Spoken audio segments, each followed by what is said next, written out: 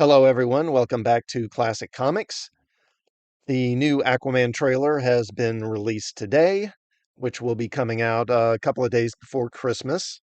This film marks the end of the Snyderverse, and of course, it's also the last superhero film of the year. I was a fan of the first Aquaman movie. I won't claim that it's an Oscar winner or anything, but I found it enjoyable. But I'm also pretty biased because I've always been something of an Aquaman fan anyway. And really, that first Aquaman movie was probably the last superhero movie DC put out that was a hit. It's just incredible how they've made a complete mess of the DCU. It's incredible how they've managed to screw all this up. Anyway, let's go ahead and take a look at this and see what we've got. Hi, baby boy. Talking to the fishies? You and me, son, are different. We're special. We're connected to the land and the sea. I can't wait to introduce you to all the majestic creatures on our planet. Show you how awesome this world can be. Yeah, you and me. I'm gonna kill Aquaman. Even if I have to make a deal with the devil to do it. Free me from my prison, and all my power will be yours. The key to this prison is the royal bloodline itself. He needs us. We're the end of the bloodline. No, we're not. Okay, so starting off here, they're obviously really playing up the relationship between Aquaman and his son.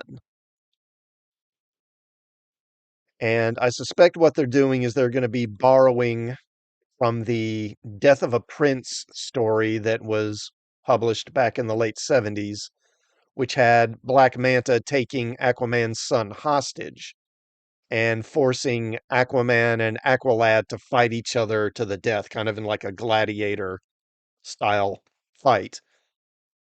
And I'm guessing what's going to happen is they're going to kind of redo that, but instead of Aqualad, it's going to be his brother Orm who he's fighting instead. We're the end of the bloodline. No, we're not.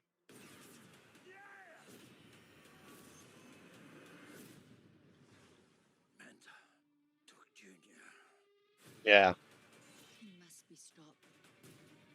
Okay, and another thing, Atlana, his mother, is pretty prominent in here. I believe that originally she was going to have a much smaller role or maybe even not be in it, but they've kind of beefed her part up because they cut Amber Heard out so much that they had to kind of replace her in the narrative with Atlana. So I'm guessing her part's going to be bigger.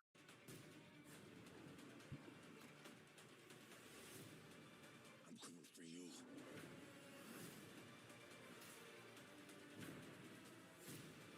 He'll destroy everything he holds dear.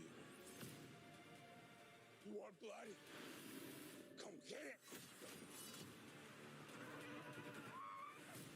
Aquaman and the Lost Kingdom. Tickets on sale now. Rated PG-13. Only in theaters. That's a pretty short trailer. But yeah, it looks like they're going to do this Death of a Prince story with Aquaman having to fight to save his son's life.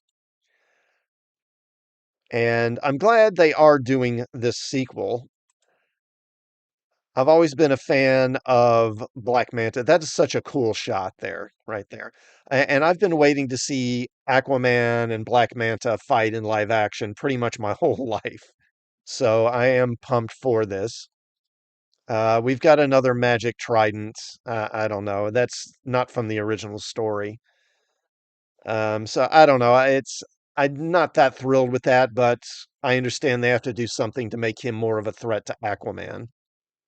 And I don't know much about this character, this undead king. Now, in the comics, there was this ancient king of Atlantis. I forget his name. Was it Atlan? It might have been Atlan, but Because Atlan, through various reboots, the character of Atlan has changed a lot. But he was called like the Frozen King or something like that, and he had ice powers, and that doesn't seem to be what this guy is. So I don't know. Maybe it's a different character. This is curious for the lack of Amber Heard. Obviously, she's been cut out of this significantly.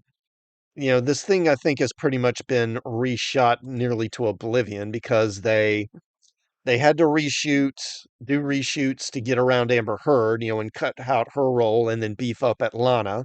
And then they had to do reshoots because when they did test screenings, the audiences reacted negatively because I think because of the baby dying in the earlier versions. And I think they did reshoots. I'm guessing they've reshot the thing so the baby's going to live because in the comics, the baby dies. And then, of course, they had to do more reshoots because I think originally they were going to have Ben Affleck as Batman appearing, but then they changed that, and then it was going to be Michael Keaton as Batman, and then they changed again, and I think they had Wonder Woman in it at one point, and maybe the Flash, and they've cut all that out. So this thing's just been through so many reshoots. There's no telling how much this thing cost. I'm guessing it's probably not going to make its money back, well, which is too bad. But this is probably the end either way, so it doesn't really matter that much. I would like to see Aquaman go out on a positive note, though.